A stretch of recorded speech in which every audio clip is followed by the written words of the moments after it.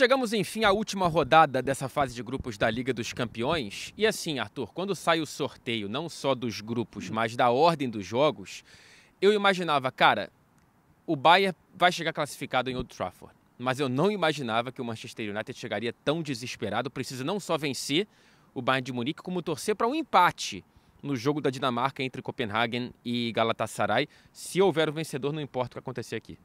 E para complicar a vida do Manchester United, o Bayern, que poderia vir com o pé fora do acelerador, vai vir com tudo, né? Porque perdeu de 5-1 do Eintracht Frankfurt no sábado, um resultado vexatório, histórico, estrondoso, que mexe com o brio dos jogadores. Ou seja, uma resposta contra o Manchester United, mesmo já tendo essa classificação em primeiro lugar há 2 rodadas, é fundamental para recuperar a confiança e dar uma resposta para os torcedores, né? Até pela situação do técnico Thomas Tuchel. A gente sabe que nesse momento ele está garantido, não há nenhum rumor de que ele possa cair.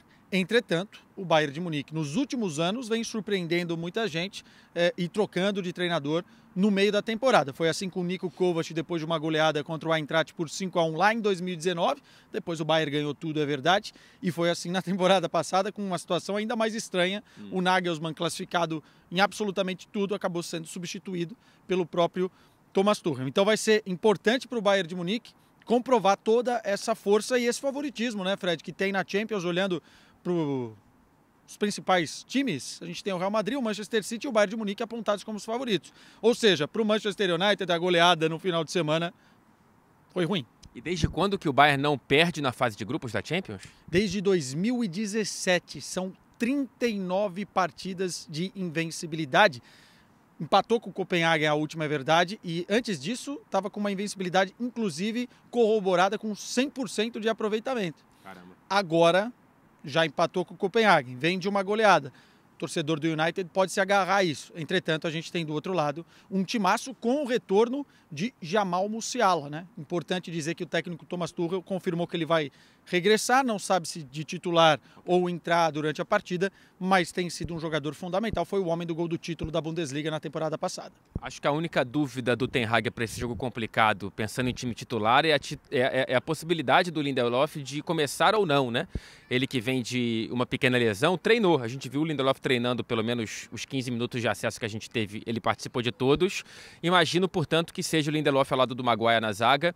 E de restante é um time que eu acho que não muda tanto, né? Assim, de um lado na linha de defesa o Luke Shaw, de outro o Diogo Dalot, no meio campo o Amrabat junto com o McTominay, que foi o homem que sentou ao lado do Erik ten Hag hoje na entrevista coletiva. Uma entrevista forte, eu acho, né? Você acompanhou, foi muito bem a entrevista de um Manchester United que vive uma panela de pressão. Você falou dos técnicos demitidos do Bayern de Munique, do Manchester United tem vários. O Ten Hag, ele não está ameaçado, mas ele está pressionado, pelo menos é essa sensação que a gente tem aqui, de fora para dentro mais do que da própria diretoria.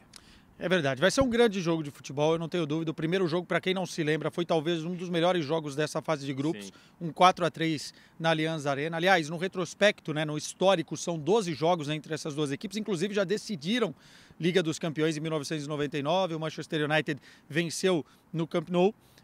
Aquela virada histórica, né? Sensacional. O Solskjaer era um dos demitidos dessa lista recente. Uma das maiores partidas de uma história de final. Mas a vantagem histórica está do lado do Bayern, né? São 5 vitórias para o Bayern, 5 empates e apenas 2 vitórias para o Manchester United. Nada disso entra em campo. Agora, o que entra em campo é a promessa de um suco de entretenimento quando esses dois times jogam, especialmente pelas debilidades dos dois, pela quantidade de gols que os dois fazem e tomam e também pelos escudos, né? Pesado. Sim, pesado. Esse estádio também tem muita história e mais um capítulo nesta terça-feira. Portanto, esperamos vocês na TNT e na HBO Max.